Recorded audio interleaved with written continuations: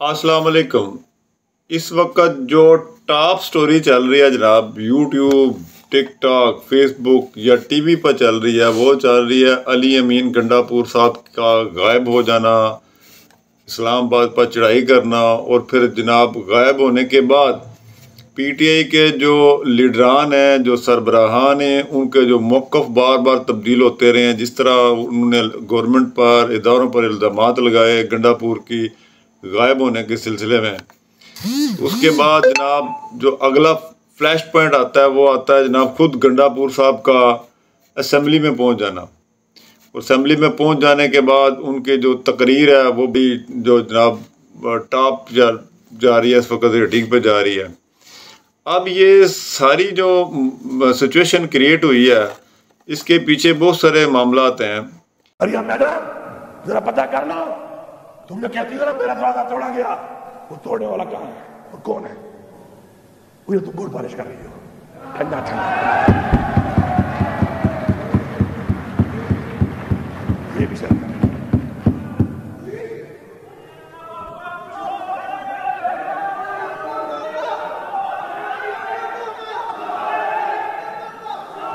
यार ये बात करो यार कि पीटीआई जो है वो बड़ी महारत के साथ हुकूमत के साथ खेल रही है और वो इंटरनेशनल लेवल पर कुछ बावर कराना चाह रही है, दुनिया को कुछ दिखाना चाह रही है। बेसिकली वो अपनी गवर्नमेंट के साथ उनकी लड़ाई जो है वो कम है, लेकिन वो अपना आप जो है दुनिया को दिखा रहे हैं कि यहाँ पे क्या कुछ हो रहा है और हम क्या कर रहे हैं।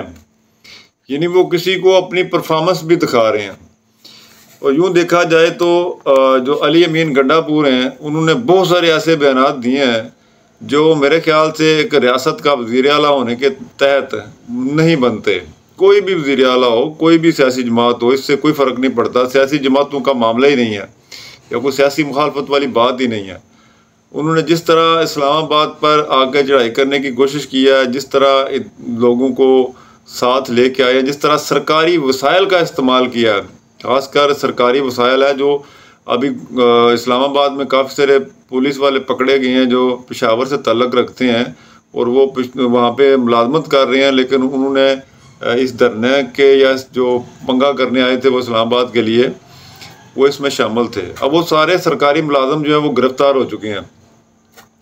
अली अमीन गंडापुर जब इस्लामाबाद में गायब हुए हैं तो बड़े बड़े जो पीटीआई के लीडर हैं उन्होंने जनाब बाकायदा मीडिया स्टेटमेंट जारी की, प्रेस कॉन्फ्रेंसेस जारी की कि जनाब अली अमीन गंडापुर को अगवा कर लिया गया है।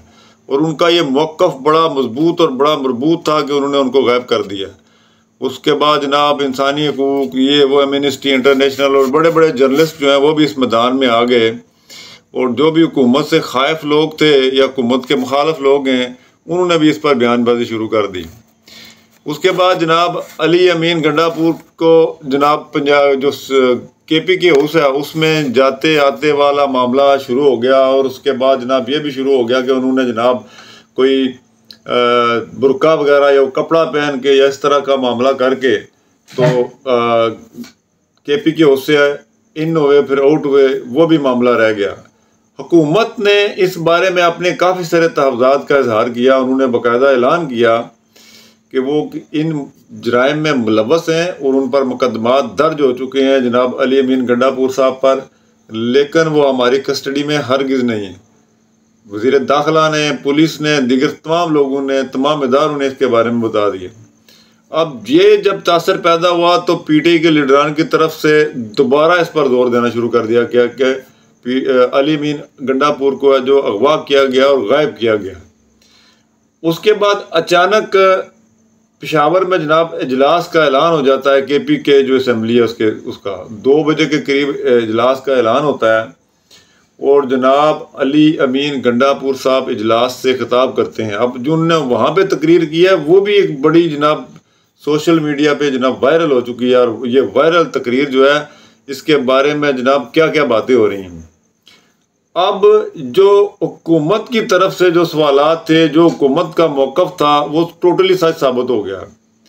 और जिस तरह जनाब मोहतरम तारड़ साहब ने प्रेस कॉन्फ्रेंस की है, उन्होंने कहा जी खुद ही गायब हुए हैं, खुद ही हाजिर हो गए हैं, और बिल्कुल वो बात सही है। क्योंकि अगर उनके पास कोई ऐसी एविडेंस था कि कोई इदारों ने उनको उठाया तो उन्होंने कोई नहीं बताया। हाँ, उन्होंने कहा जी मैं तकरीबन 12 ज़िले फलांग 12 ज़िलों में से होता हुआ केपी के असेंबली में पहुंचा। यानी उन्होंने ये तासर देने की कोशिश की है कि मुझे बड़ी रुकावटों का सामना करना पड़ा और मैं वहाँ से एक हिसाब से खुद को बचा के तो अपने सूबे में वापस आया हूँ। और इस सिलसिले में मुझे 12 सूबे जो है ना उनमें सफ़र करना पड़ा है। और मेरे पास सिर्फ 2 शख्सियात थी जो मेरी सिक्योरिटी भी थी और मेरा सब कुछ था। अगर मुझे कुछ हो जाता तो क्या होता। तो भाई आपके जो तमाम सिक्योरिटी अफसरान हैं या दूसरे लोग हैं वो तो जलसे में काम आ गए ना, जलसों में काम आ गए। तो ये भी वैसे सोचने वाली बात है कि वज़ीर आला वाकई सिक्योरिटी लेस था तो क्यों था। हुकूमत को इसका जवाब देना चाहिए, यानी महकमे वक्त को इसका जवाब देना चाहिए, वज़ीर दाखिला को इसका जवाब देना चाहिए। और दूसरा, एक वज़ीर आला गायब हो जाता है, वो उसको आप डिटेक्ट नहीं कर सकते तो आप दीगर मामला कैसे संभाल सकते हैं। ये भी महकमे वक्त यानी मौजूदा वज़ीर दाखिला के लिए एक सवालिया निशान है कि एक वज़ीर आला जो केपी के है वो इस्लामाबाद में आके गायब हो जाता है और जाकर पेशावर असेंबली से अपने इजलास में शरीक होके तकरीर करके ये बताता है कि मैं यहाँ पे पहुँच चुका हूँ।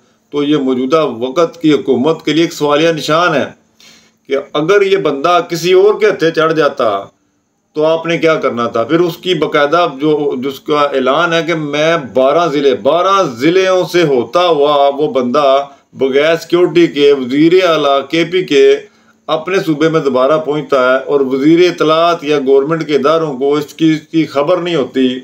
तो ये एक सिक्योरिटी लैब बनता है। इस पर तहकीकात होनी चाहिए, इस पर कमीशन बनना चाहिए कि एक बंदा जो अहम शख्सियात है, VIP शख्सियात है, वज़ीर आला है, वो ये कह रहा है तो उसकी तहकीकात होनी चाहिए, बाकायदा होनी चाहिए।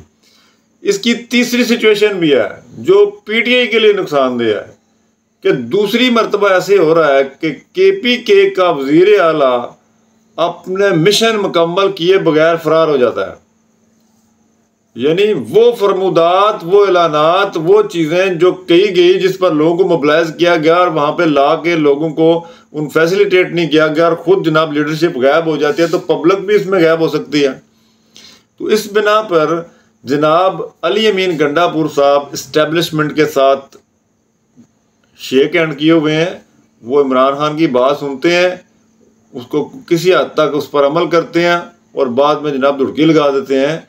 मतलब ये हुआ कि अली अमीन गंडापुर जो है वो इस्टेब्लिशमेंट का मोहरा है, वो कोई बात अपनी पूरी नहीं करते। वो बंदा किस तरह 2 मरतबा जनाब इस्लामाबाद जैसे इलाके से गायब होके KPK में असेंबली से निकलता है बाहर। कोई ना कोई तो लूपहोल उसको मिलता है, कोई ना कोई उसको भगाता है। क्या ये इतने सारे बंदे इस्लामाबाद में दाखिल नहीं हो सके? ये लोग लाहौर में रोक दिए गए, गुजरांवाला में रोक दिए गए, दीगर इलाकों में रोक दिए गए, जगह जगह कंटेनर लगा के इस तमाम सिस्टम को नाकाम कर दिया गया। तो KPK का वज़ीर आला आपको नहीं मिल रहा जनाब, जिसके साथ सिक्योरिटी है, वज़ीर आला और बाकायदा वो एक नॉमिनेट शख्सियत है जो गलियों महलों में से भाग नहीं सकती, वो कैसे आपसे गायब हो जाती है। तो ये बात PTI वालों के लिए सवालिया निशान है कि अली अमीन गंडापुर 2 मरतबा इस्लामाबाद आके गायब होके जनाब वापस KPK असेंबली से बरामद होते हैं और वो अपने मिशन मुकम्मल नहीं कर सकते। यानी कि वो जो चाहते हैं खान साहब वो नहीं कर रहे, उनको भी कुछ दिखा के वो अपना काम कर रहे हैं और यहाँ भी इनके साथ भी जनाब उन्होंने हाथ मिलाया हुआ है। मतलब वो वज़ीर आला पक्के हैं। मैं खुद सोचता हूँ एक सियासी तालिब इल्म, एक सहाफ़ती तालिब इल्म होने के नाते कि एक बंदा इस हद तक एजिटेशन कर रहा है वफाक के साथ और वहाँ पे गवर्नर राज नहीं लगाया जा रहा KPK में। यानी KPK में गवर्नर राज लगाना एक आसान हदफ है। सदर आपका है, वज़ीर आज़म आपका है, दीगर असेंबली में आपके पास अक्सरियत है। इस तरह की कोई सिचुएशन क्रिएट करे सुबह तो 2 मिनट में आपने जनाब वहाँ पे गवर्नर राज लगा देना है। तो जनाब अली अमीन गंडापुर इतने चहेते क्यों हैं? उनकी इतने सख्त बयानात के बावजूद मतलब यह है कि उन्होंने किसी भी PTI के बिग इवेंट को कामयाब नहीं होने देना, क्योंकि वह तमाम चीज़ें उनके होल्ड में। इमरान खान उनके कहने पे चलता है, लेकिन बाद वो इमरान खान की जो बात को भी रख लेते हैं और हुकूमत की बात को भी रख लेते हैं। तो पीटीआई के लिए ये सवालिया निशान है। आप कमेंट में बता सकते हैं क्या ये गलत है या सही है। बाकी अगर वीडियो को पसंद आई है तो इसको लाइक कर दें और चैनल को सब्सक्राइब कर दें। शुक्रिया। अल्लाह हाफिज़।